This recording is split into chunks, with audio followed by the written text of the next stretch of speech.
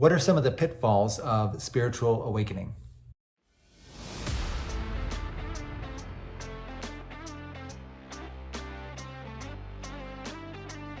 Hey everybody, it's Chris Kunzang here at Gateway to the Limitless. Thanks for tuning into my channel where I talk about connecting with your true self, discovering your true desires, and really awakening to your true destiny, which quite frankly is to awaken spiritually to your true nature, who you truly are.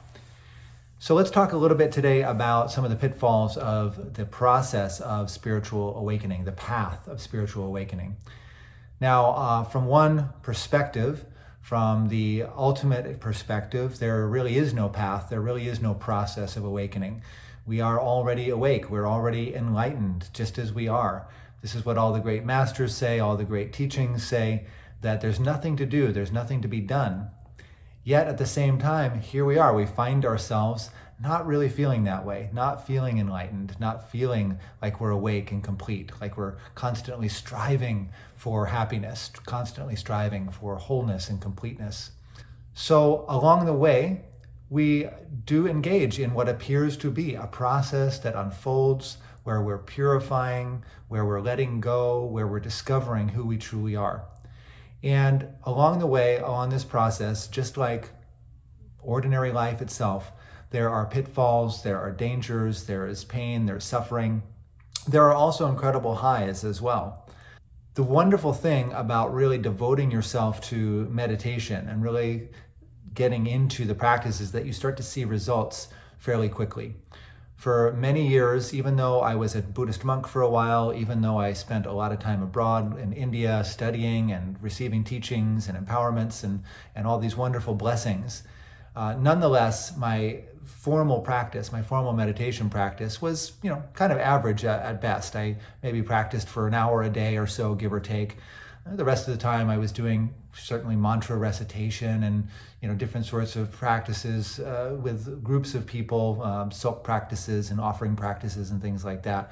But as far as like real meditation practice, really getting into looking at my mind, formal practice, not very much. Now, recently, the past 8 months or so, I decided, you know what? I'm going all in here. If I'm not getting any younger here. I don't know how much longer I've got. Nobody does. Hopefully it's 30, 40 years. That would be great. That would be wonderful. But who knows? I have no idea. So I decided, you know what? I'm going to start meditating more and more. And I really just started to go into, I've been in a period here of meditating for 6 or 7 hours a day sometimes. And what I found is that when you do something like that, when you really make that commitment, like I say, things start to unfold quite quickly.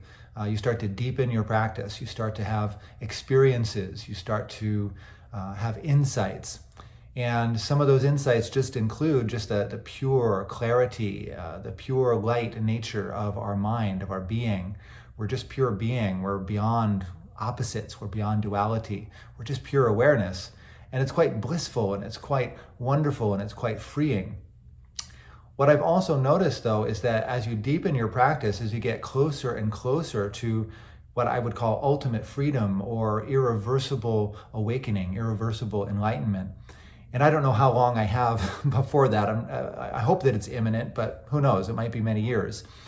But as you get closer and closer to that, what I found is that the ego, right, which is our habitual patterns of believing that we are an individual separate self, a separate identity, that ego starts to push back really hard because it doesn't want to let go. It doesn't want to essentially die. That's essentially what's happening on our path to awakening. The ego is dying. We're going through a process of ego death. That means that we're letting go, whether willingly or unwillingly. We're prying open our fingers so that we can let go of everything that we have thought to be true for this lifetime and many lifetimes. So you can imagine there's going to be some resistance, right? When we hold on to things, when we hold on to patterns and habits and beliefs and behaviors, even when they're bringing about suffering, even when they're not really working in our favor anymore, they are still nonetheless a comfort. They're familiar. At least we know the suffering. It's kind of the better the devil you know than the devil you don't know kind of a thing, right? So as we're going through this process of deepening our spiritual practice, of really committing to saying like, you know what, fuck this shit. I am done circling around in samsara. I'm done being a victim to circumstances. I'm done being a victim of my ego and my habits and my sort of reflexive way of being, my reactionary way of being. I want to break through that. Well, like I say, guess what? The ego is going to be like, no, we must stay the same. We must stay in the familiar. We must stay in the safe zone, right? Because the idea of breaking free of all that, the ego has no idea what to do with that. The ego has no idea what it's going to be like. Why? Because our true self, our true nature is totally limitless. It's completely free. There are no limits. There are no boundaries. Everything is completely unknown in our true natural state of being, which allows for actually anything and everything to manifest and appear. So the ego's terrified of that state. The ego doesn't want to go there. So the ego is going to throw up resistances. What kinds of resistances? Well, everything you've ever been afraid of, everything you've ever held on to as being precious, as being the truth, as being what you really, consider to be the true you. For me, what I've experienced is like, I've been describing it as almost like a sewer pipe was burst open. Like I was just kind of tapping at it with a little hammer, this sewer pipe at the depths of my being. And then all of a sudden, the thing just burst open, and all this shit and junk and garbage and fear and unworthiness and shame and guilt and indecision and uncertainty, self-doubt, all of these things started to come up. All of these patterns of limitation that really have characterized much of my life, as much as I don't want to admit it. So as I've gone through this process, what I've discovered is that in order to pass through this process, at least for me, in order to go through this process of real awakening, true spiritual awakening, we've got to face it all. We've got to face all of the junk, all of the garbage, all of the stuff that we don't want to look at, that we want to just pretend isn't there. I don't want to admit that I still carry around feelings of unworthiness and shame. I don't want to admit to myself, or at least I didn't want to admit to myself, that I've got all these, kind of base desires and longings and things that I think that I need. I didn't want to admit that I'm still kind of stuck in these old patterns of self-sabotage and self-destruction that are still very much there. They're still very much intact. It's somewhere in the subconscious part of my being. So I've had to dredge all of that up, bring it all up, look at everything, and face it and just sit with it. And I tell you what, it's not a comfortable process. And if you're not ready for it, if you're not committed, if you don't have the support of either outer gurus and outer spiritual communities, or a really strong connection with your inner guru, with your inner spiritual guide and intuition, then I tell you what, you better get those things in order first. Because in order to sit with the real deep, dark ugliness of your being, which by the way is nothing but the true, pure luminosity of your pure awake nature. But if you want to face that first, before you can really see that, before you can see that it's none other than yourself, that there's nothing to fear, you've got to make sure that you're grounded in, either a spiritual practice, or you've got the support and the commitment to stick through it. Because you've got to be able to sit with these things. You've got to be able to face them. You've got to be able to step into the perspective of the witness and just simply look and simply see, oh gosh, this is coming up. Oh gosh, this is painful.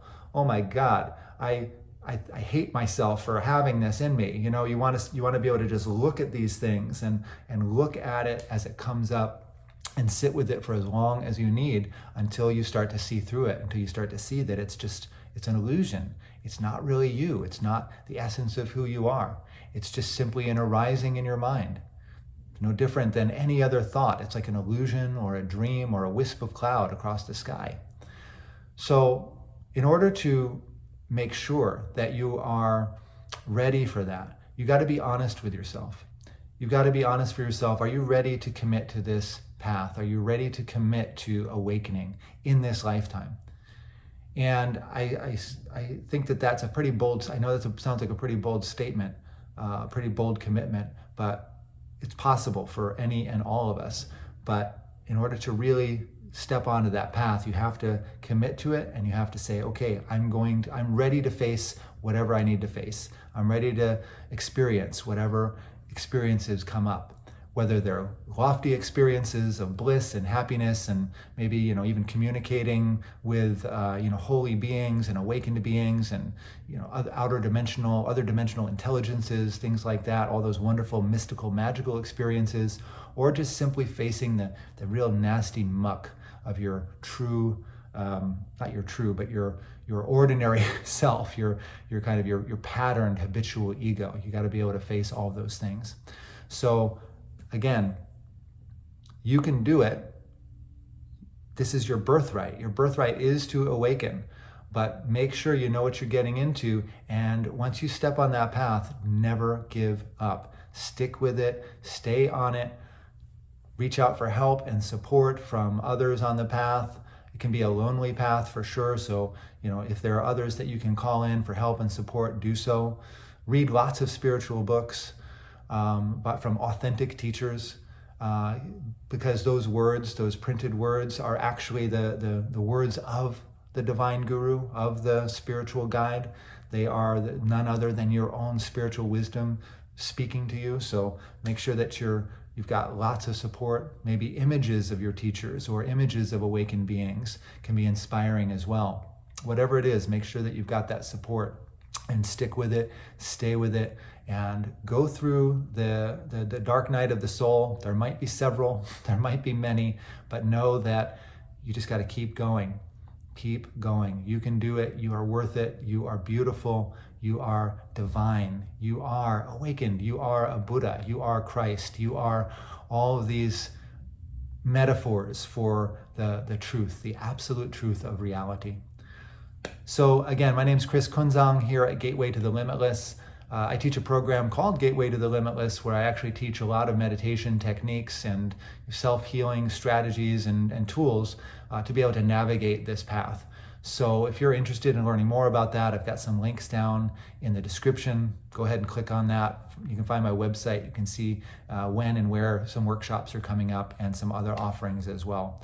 So I hope you are well. I hope your spiritual journey is fruitful, even when it's dark, even when it's difficult. I hope your spiritual journey bears fruit for your benefit and the benefit of all beings. Take care and be well.